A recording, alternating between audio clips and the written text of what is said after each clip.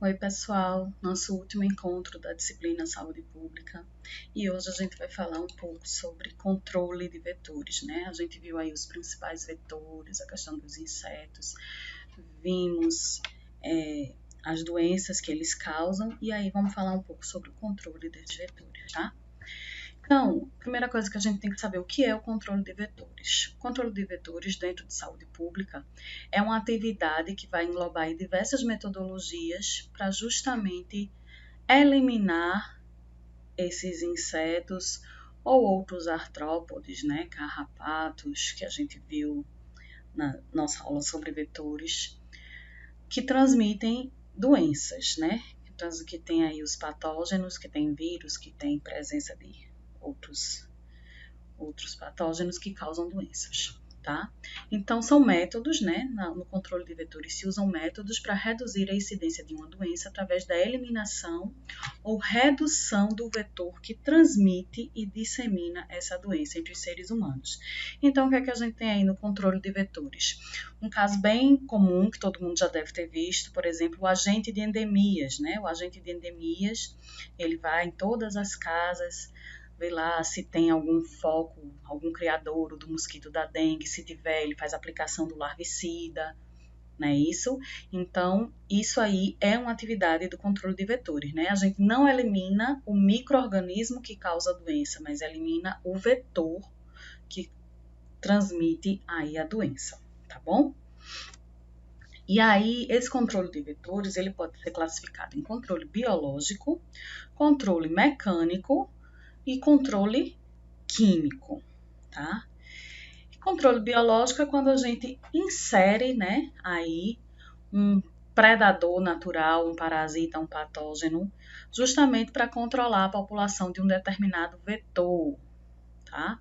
Então, aqui ele traz os exemplos, né, de um bacilo dos peixes. Quem nunca viu, né? Colocar tilápia, provavelmente já devem ter visto alguém que fez isso ou que disse isso, né?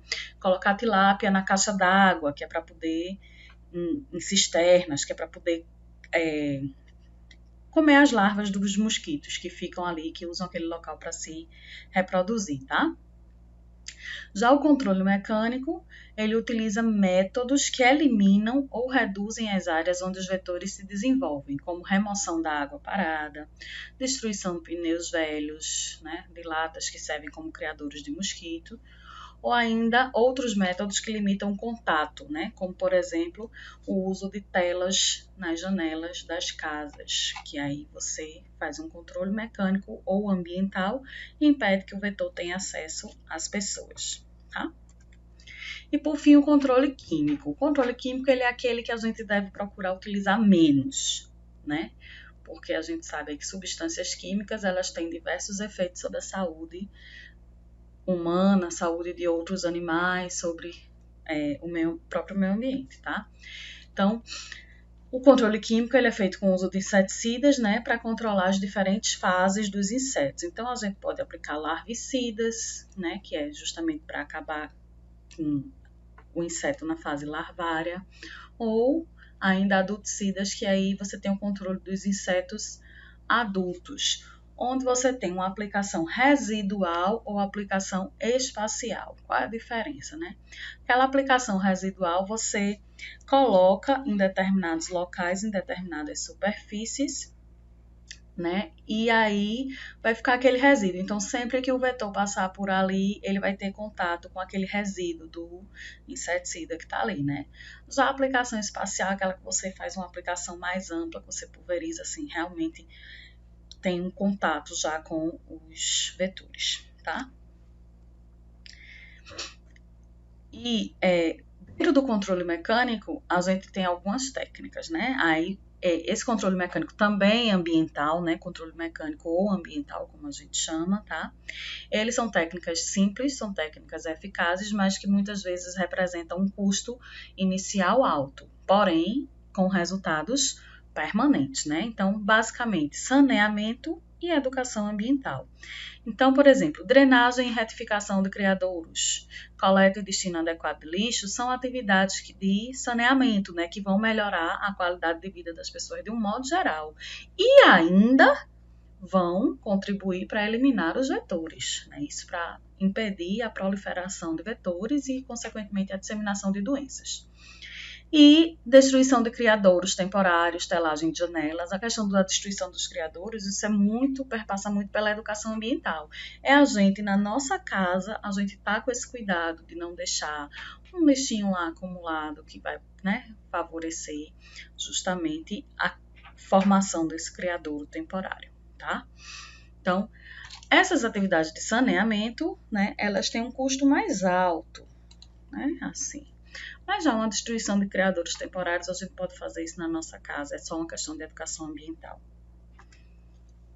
No controle biológico, né, aí especificando mais, ele vai ser a repressão de pragas que utilizam inimigos naturais específicos, que podem ser predadores, parasitos ou patógenos, tá? Esse controle biológico ele pode ser natural, quando não existe a intervenção do homem, ou artificial, quando há a interferência humana. Quando é que se faz a intervenção artificial? Quando a quantidade de inimigos naturais, de predadores, é uma quantidade muito pequena para combater aquele vetor. Então, o homem ele atua ali inserindo a quantidade maior de predadores, né, de parasitas, de patógenos, para combater determinada praga, determinado tipo de vetor. Tá? Só que a gente tem que ter muito cuidado com esse controle biológico artificial onde o homem participa, porque a partir do momento que você insere naquele ambiente predadores, parasitas ou patógenos que não eram daquele ambiente, né, você pode causar um desequilíbrio ambiental. A gente tem vários casos aí, vários exemplos que você coloca um predador para um determinado inseto e aí ele se dá super bem, acaba com a praga, só que aí não tem o predador natural dele naquele ambiente. E acaba que ele, né, se prolifera e vira uma outra praga, né, dessa vez. Existe uma pesquisa feita com o mosquito da dengue. Não lembro exatamente como é, mas aí depois vocês dão uma olhadinha, bota aí no Google. Existe uma pesquisa que eles fizeram... soltaram algumas espécies, né? Mas aí eles fazem uma soltura controlada, né? Desses parasitas. Aí, por exemplo, eles colocaram apenas fêmeas para evitar a reprodução, alguma coisa assim, tá? Então, tem que ter muito cuidado quando existe a interferência humana, tá? E aí, quais são os principais organismos utilizados, né? Os predadores podem ser insetos ou outros animais que eliminam as pragas de uma forma que é mais agressiva, né, do que as outras, tá? Então, no geral, assim, consumindo seus tecidos é uma maneira assim bonita, chique de dizer, né, que o predador, um organismo ele come o outro, tá? Os parasitas, né, que aí a gente tem dentro dos parasitas exemplos os nematóides e os fungos, né, nematóides são vermes, tá? Que eles são eles vivem nesses outros, né? Os insetos que eles vão atacar são hospedeiros e eles vão lá alimentando-se de seus tecidos lentamente, né? E isso faz parte do seu ciclo biológico também. Então, ele tanto está matando lá o vetor, como ele também está completando seu desenvolvimento biológico. E já os patógenos, eles agem aí provocando doenças, né, nas pragas e vetores, né? Você coloca esses patógenos lá para adoecer os vetores e eliminar eles, e eles acabam morrendo por conta das doenças que adquirem aí em decorrência de vírus, bactérias, protozoários ou fungos. O que a gente normalmente vê mais, assim, que a gente tem mais conhecimento e que a gente observa realmente que acontece um desequilíbrio ecológico, se não for feito com muito cuidado, é a questão do uso dos predadores, né? Esses outros são mais utilizados em agricultura, com mais tecnologia, tá? Então, existe todo um controle maior.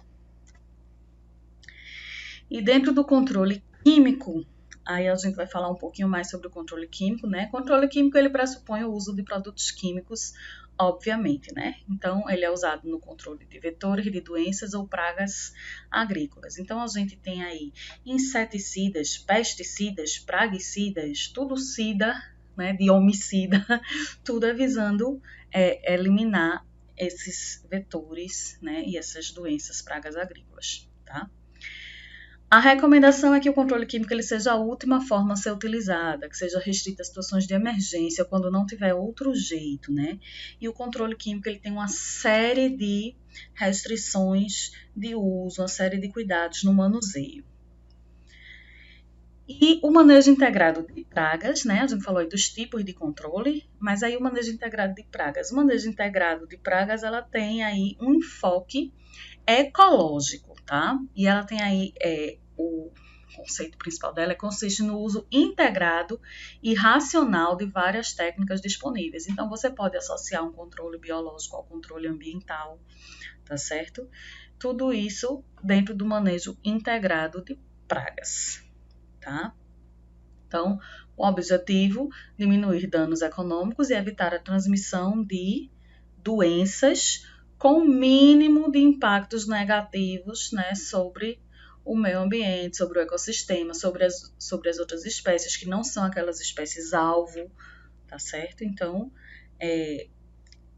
se usa técnicas para reprimir, né, para controlar as pragas, os vetores, mas elas devem ser utilizadas de forma harmoniosa, seletiva e oportuna. Então, seletividade a gente vai ver que é um dos critérios que é muito importante, principalmente no controle químico, tá? E aí, dentro do controle químico, a gente vai falar desses praguicidas, né? Saiu errado aqui, psaguicidas, mas é praguicidas, tá, gente? Vou ajeitar logo, né? Porque senão eu vou esquecer, né? Não vou, não. Depois eu ajeito. Então, os praguicidas, inseticidas, tem praguicidas, dependendo da finalidade, ele recebe um nome específico, né? Inseticida, larvicida, pesticida, né? São compostos orgânicos ou inorgânicos, que podem ter origem natural ou origem sintética, usados puros ou misturados no controle de pragas. E são prejudiciais ao homem, aos animais domésticos e às plantas cultivadas, tá? Só ter cuidado para não confundir praguicida, pesticida, né, com agrotóxico, tá? São diferentes, né? Os objetivos são diferentes. Então, os praguicidas, eles devem ter características, né, como inocuidade ao ambiente e animais. Eles não devem afetar, né, o meio ambiente e os animais. A questão de ser específico, o mais específico possível para um determinado inseto e ter um bom poder residual. Permanecer, né, conseguir eliminar os vetores por mais tempo, porém sem persistência prolongada no solo. Então, são muitas características que acabam sendo conflitantes, né? Ele tem que matar os vetores, mas não pode matar todos. Só pode matar aquele que ele foi destinado. Então, quanto mais seletivo ele for, melhor ele vai ser na atuação dele como um praguicida, tá? Vou dar um exemplo aqui bem genérico, assim, imagina assim, SBP, né, SBP, Baygon, qualquer um desses sprays que a gente compra no mercado, né, é um inseticida que visa, né, aí matar insetos, insetos e outros artrópodes, né, então, assim, você coloca o SBP, ele vai matar muriçoca, vai matar mosca, vai matar barata, né? Não mata rã, viu? Digo logo que eu já tentei, não mata, não tem jeito. Rã não morre, ela é imortal, igual a música de Sandy Júnior. Então, são várias espécies que ele atinge, né? Aquele sprayzinho que a gente compra. Então, ele não tem, né, a questão da especificidade. Então, ele acaba não sendo tão eficiente. É diferente, por exemplo, de um pesticida, né, de inseticida para mosca, né? Os inseticidas de mosca, eles são inseticidas que são baseados em apelo, né, no apelo sexual, né? Ele atrai o macho, né, pelo feromônio, e a mosca vai lá e cola lá e morre na hora, né? Então, é bem eficiente, não tem essa possibilidade dela passar por lá e sair voando, não.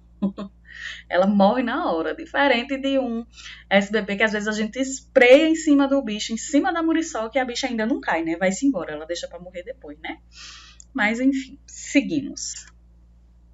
Então, dentro dos praguicidas, a gente tem aí 4 classes principais: os organoclorados, organofosforados, carbamatos e piretroides, tá? E aí, falando um pouco sobre cada um. os organos clorados, eles agem sobre o sistema nervoso, né, teoricamente é sobre o sistema nervoso do inseto, do vetor, tá? Então, prejudicando aí a transmissão dos impulsos nervosos, tá certo? Então, esses organoclorados, eles acabam que o quê? Insetos alados, por exemplo, eles não conseguem mais voar, né? Eles caem porque eles não conseguem voar, porque eles ficam como se fossem paralisados, tá? Não é que ele morre depois. A princípio, ele paralisa por conta da atuação no sistema nervoso. Então, né, um exemplo aí mais famoso de organoclorados é o DDT.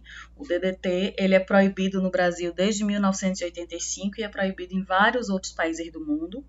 Porém, alguns países em desenvolvimento ainda usam DDT no controle da malária, né, e da leishmaniose, dos vetores da malária e o vetor da leishmaniose, né, o flebótomo lá e o mosquitinho lá, da malária, que transmite a malária, tá?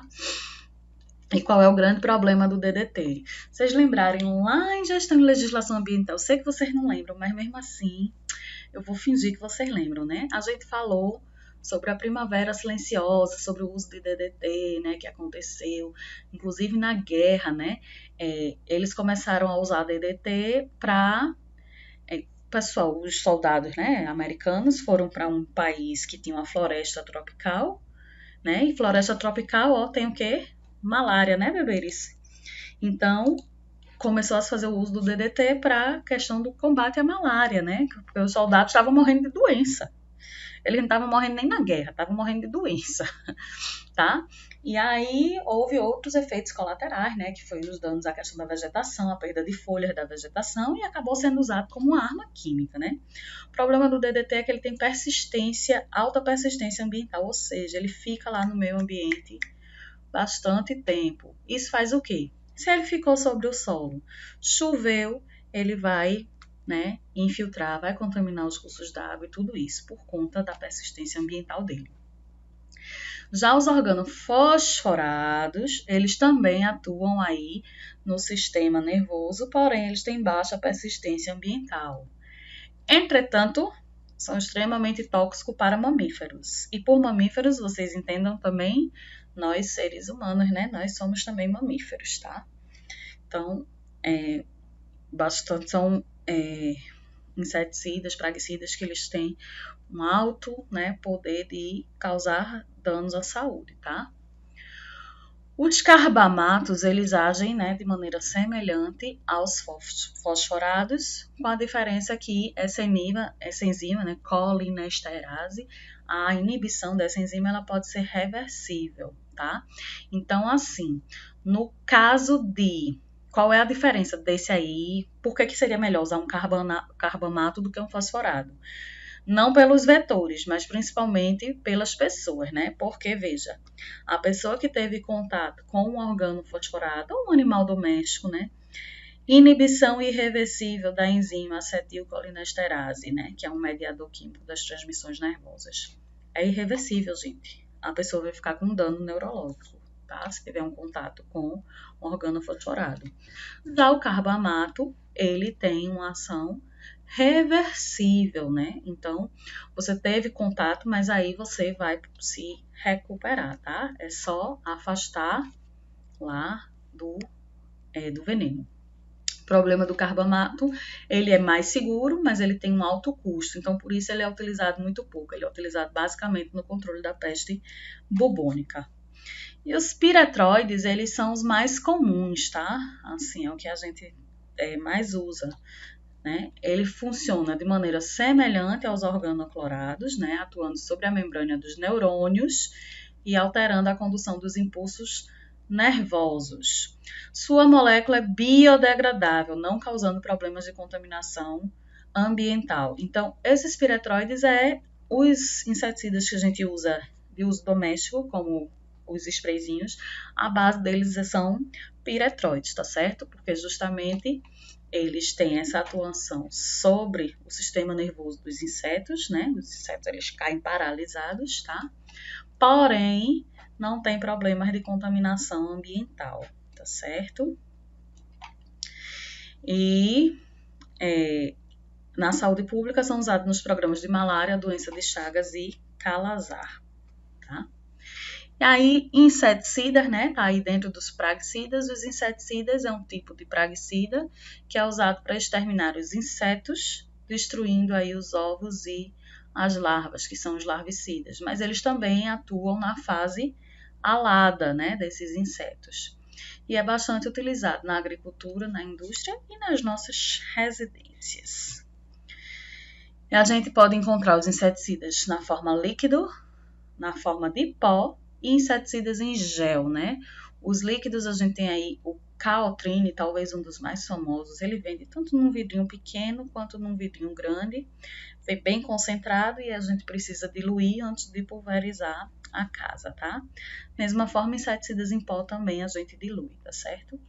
E os inseticidas em gel, quem já viu aqueles Formitol, né? Que você coloca na parede, aí a formiga faz um caminho, né, por ele, quando vai passando por ele, e leva para dentro do formigueiro e acaba matando todo o formigueiro, né? Então é uma outra apresentação aí dos inseticidas.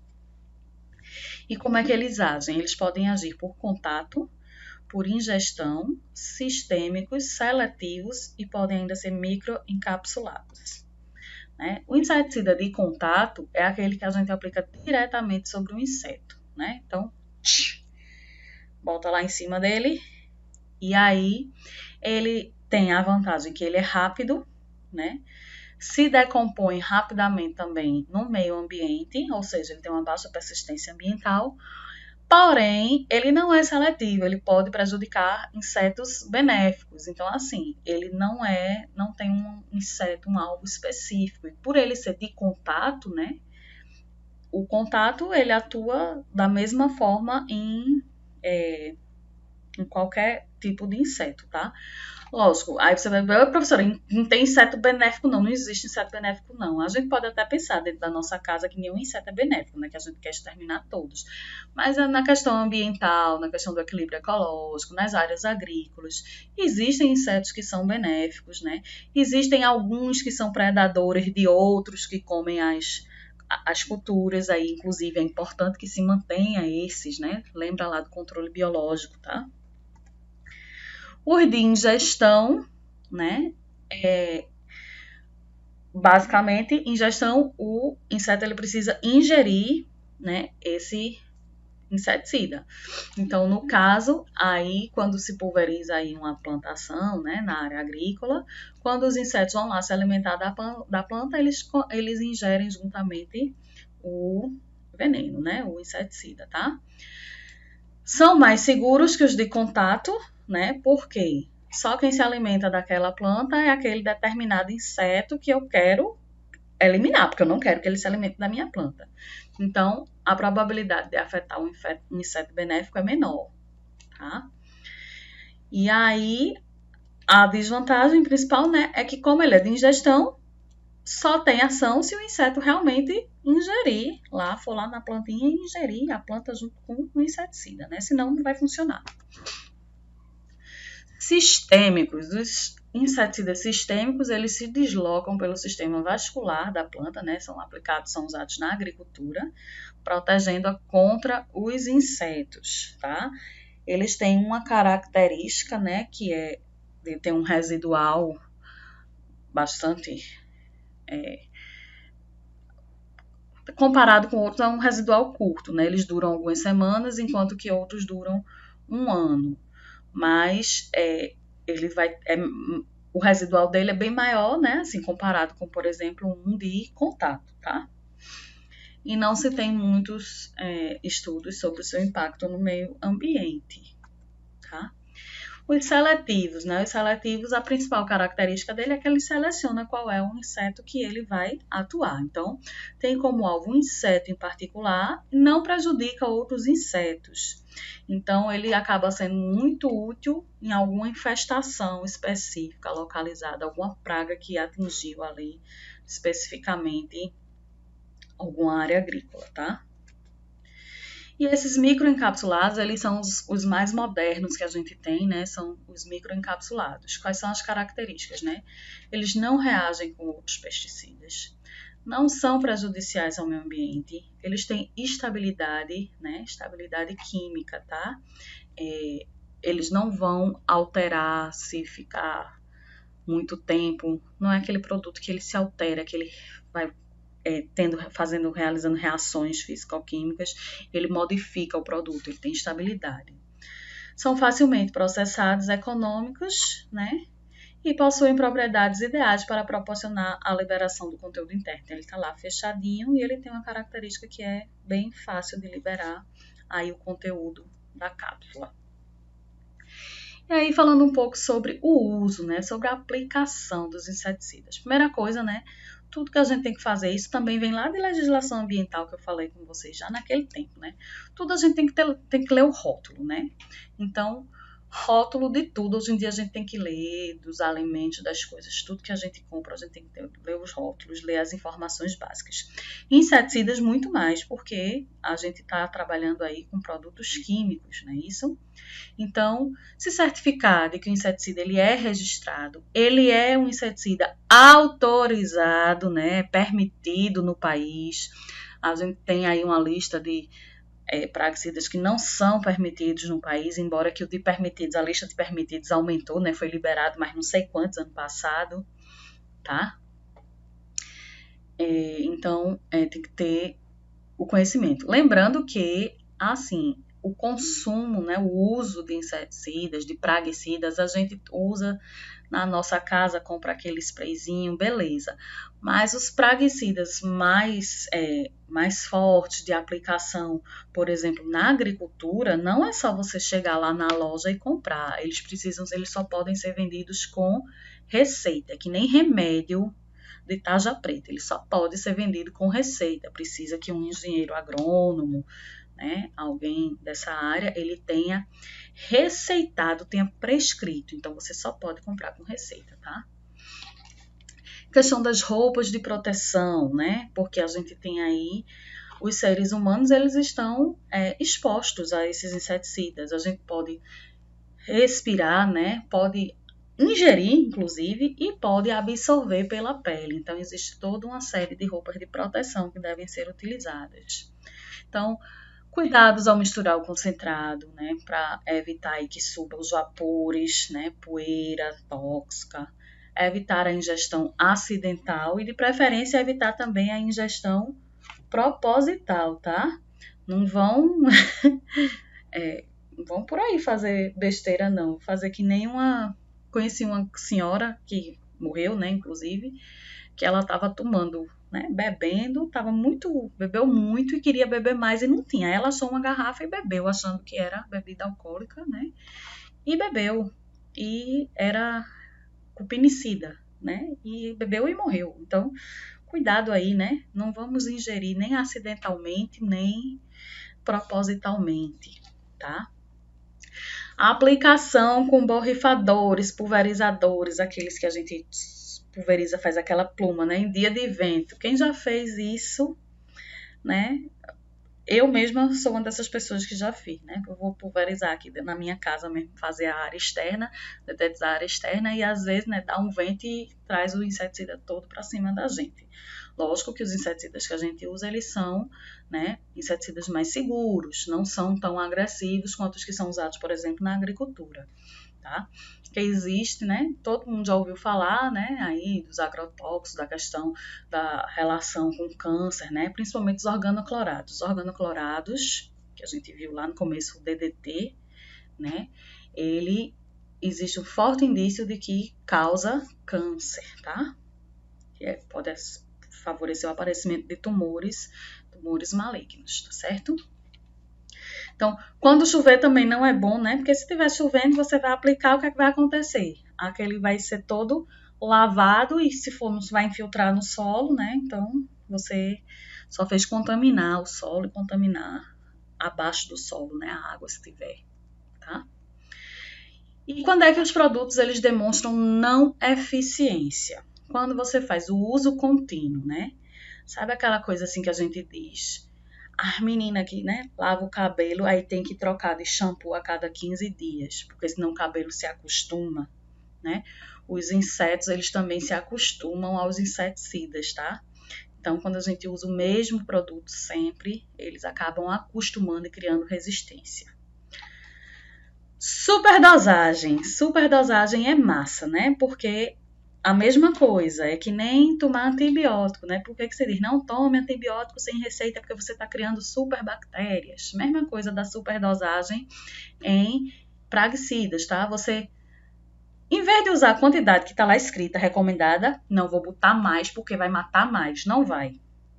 Vai matar exatamente a mesma coisa, ainda vai ficar sobrando, vai ficar aquele resíduo lá, e aquele resíduo vai ser só contaminação ambiental. Ele não vai, aquele resíduo, matar mais insetos, não. Ele só vai fazer contaminação ambiental, tá? E, da mesma forma, acaba que os insetos acabam criando resistência. E pode não ser eficiente também quando existe a não identificação correta do problema, né? Você está usando um inseticida, um praguicida para uma coisa, quando na verdade você tinha que usar outro tipo, tá?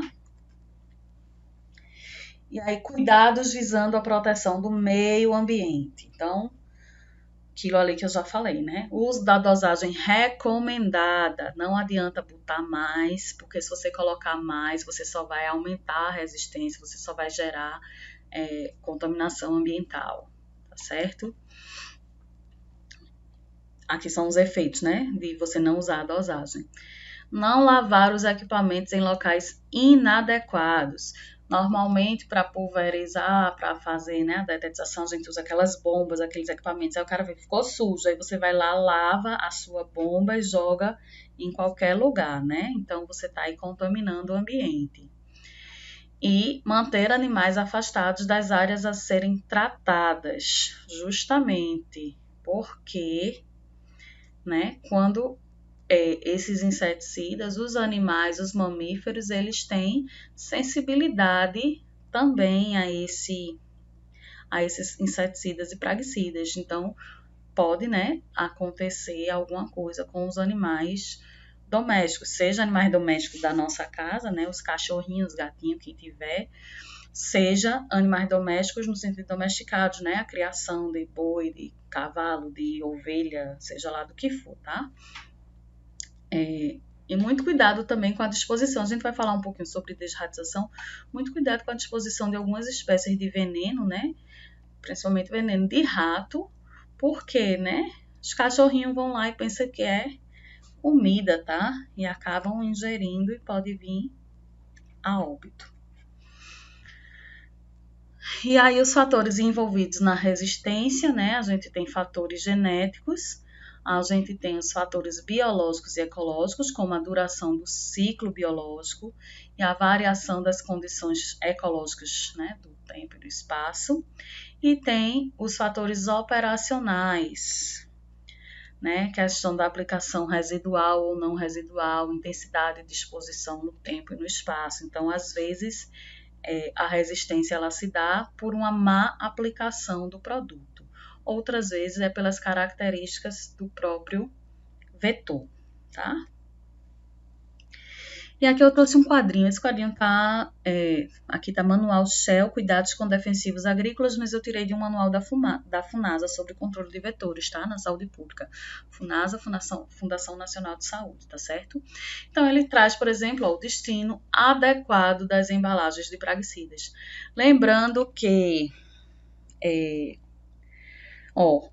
todos eles aqui, metal, vidro, plástico, papel, papelão, cartolina, todos eles, no final, eles têm que ser recolhidos pelo fornecedor, tá certo? Então, embalagem de agrotóxicos, de praguicidas, elas devem passar por logística reversa, obrigatoriamente.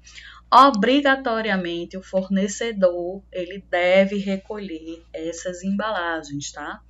Então, a gente tem os materiais, né, de que são feitas as embalagens, os tipos, né, por exemplo, metal, eu posso ter um tambor de aço, eu posso ter balde. Como é que eu vou fazer a descontaminação?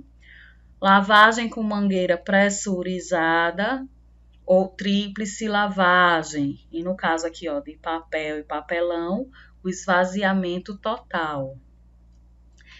Esses elementos aqui, depois de lavado, né? Alguns vão ser destruídos, vai ser fragmentado, esmagado, que é para não ser reutilizado, tá? Ficam em um local de armazenamento provisório e devem ser recolhidos pelo fornecedor. Então, por favor, eu lavei bem direitinho, vou reutilizar. Minha gente, eu já vi casos de pessoas que pegavam embalagens de vidro, de plástico, tá? Para armazenar alimentos, né? As embalagens de metal, as bombonas para armazenar água que as pessoas vão consumir.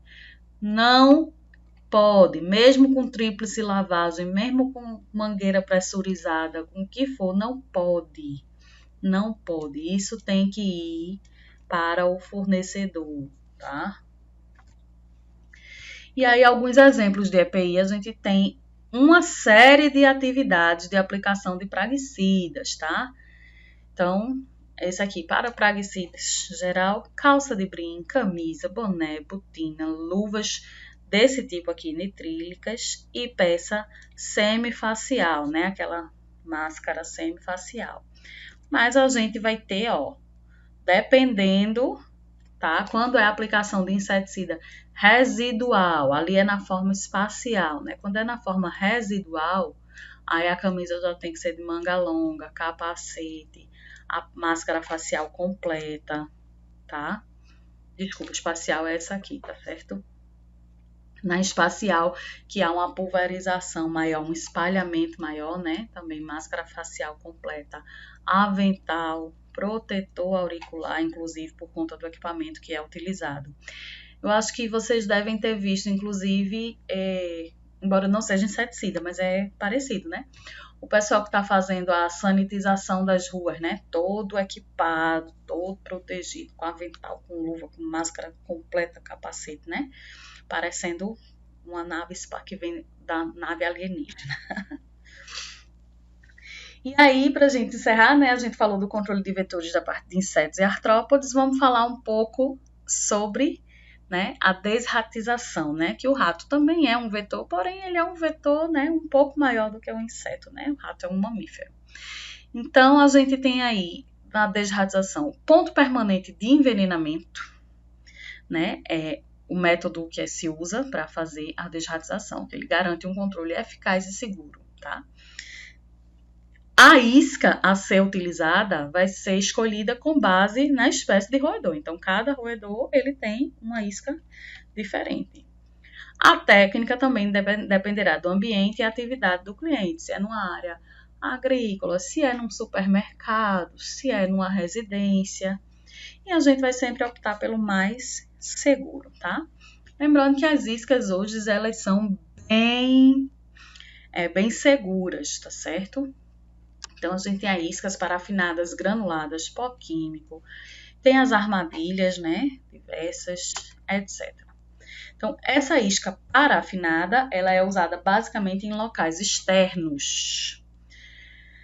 Tem um gosto amargo para os seres humanos, mas para os ratos ela tem a questão do atrativo hormonal, tá certo? Então, o rato, ele em contato com a isca parafinada, né, ele vai ingerir, vai lamber ali, e ele acaba morrendo por hemorragia interna. A maioria das iscas para rato, elas matam por hemorragia, tá? Tanto é que se alguém ou o animalzinho de vocês, por acidente, ingeriu algum veneno de rato, corre, leva o bichinho lá no veterinário, no hospital veterinário. O veterinário vai aplicar vitamina K, tá? Que vitamina K é um anti-hemorrágico, tá? Ele é para ajudar a coagular o sangue. Então, quando ele coagula o sangue, o seu bichinho que ingeriu acidentalmente, ele não vai morrer, tá certo? A isca granulada, da mesma forma, né, que a isca parafinada, mas a gente usa aí em locais internos, né, forros, telhados, também mata da mesma forma. Vocês vão ver, quase todas é por hemorragia. Ele ingere, né, e vai causar uma hemorragia interna. Pó químico, né, também é a mesma coisa, só que em vez dele ingerir o pó, ele passou num local que estava contaminado com pó, né? Se melou, digamos assim, e quando ele lambe, aí nesse momento é que ele ingere o pó. Os ratos, eles são muito inteligentes, tá? Então, se um rato ver o outro, parece brincadeira, mas é sério, se um rato ver o outro ingerindo e logo ingerindo algum veneno, e logo depois aquele rato ele morrer, os outros ratos não vão comer mais aquela isca, tá? Parece brincadeira, mas eu tô falando sério. Então, por isso que normalmente a gente usa essas iscas que matam por hemorragia, porque ele come em um determinado local e ele não morre na hora, ele demora, né, bastante tempo assim para morrer, tá? Então, os outros ratos não associam que aquela morte foi por conta da ingestão daquela isca. E isso também é uma questão de segurança, né? Essa questão da demora também é uma questão de segurança. De novo, né? Vai que um animalzinho ou uma pessoa ingeriu acidentalmente ou propositalmente mesmo, a gente consegue socorrer. Eu tô dizendo isso porque já aconteceu com a minha cachorra, né? Minha cachorra que não pode ver nada, que quer comer tudo, foi lá, comeu veneno de rato. A gente, inclusive, demorou a ver, né? Quando minha mãe viu, né? Não viu que ela tinha comido, só viu que as iscas não estavam mais lá, né? Então a gente deduziu que ela tinha comido.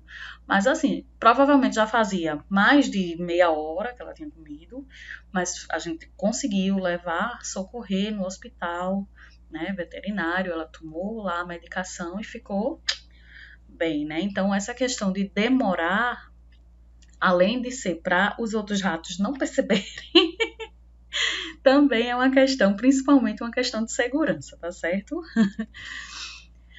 O ponto permanente de isca são esses, né?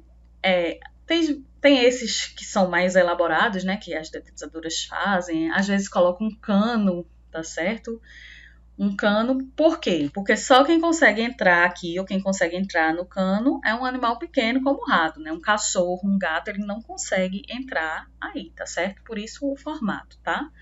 Então ele é fixado aí na parede e ele é para proteção das iscas, né? Proteger as iscas de intempéries e animais domésticos. A gente vai usar qualquer uma dessas iscas aqui, né? Parafinadas, granuladas, tá certo? E todos esses produtos, né? Essas iscas, eles contêm uma substância amarga para prevenir a ingestão acidental, mas mesmo assim ainda tem gente, né, que vai lá firme e forte, tá? Então, a gente encerra a disciplina, né? Que eu tinha para falar para vocês. Dentro do nosso contexto atual, era essa parte, né, de vetores, doenças e de controle de vetores. Lembrando que o controle de vetores é uma atividade da saúde pública, né? Nas cidades ela está atrelada aí à vigilância epidemiológica. A gente tem a parte do controle de endemias, tá certo? Então, e está extremamente relacionada com saneamento, como a gente viu, né? Melhoria das condições ambientais vai promover uma melhor qualidade ambiental, vai diminuir a quantidade de vetores e, consequentemente, a necessidade de controle, tá? Então, como sempre, se vocês tiverem dúvidas, mandem mensagens.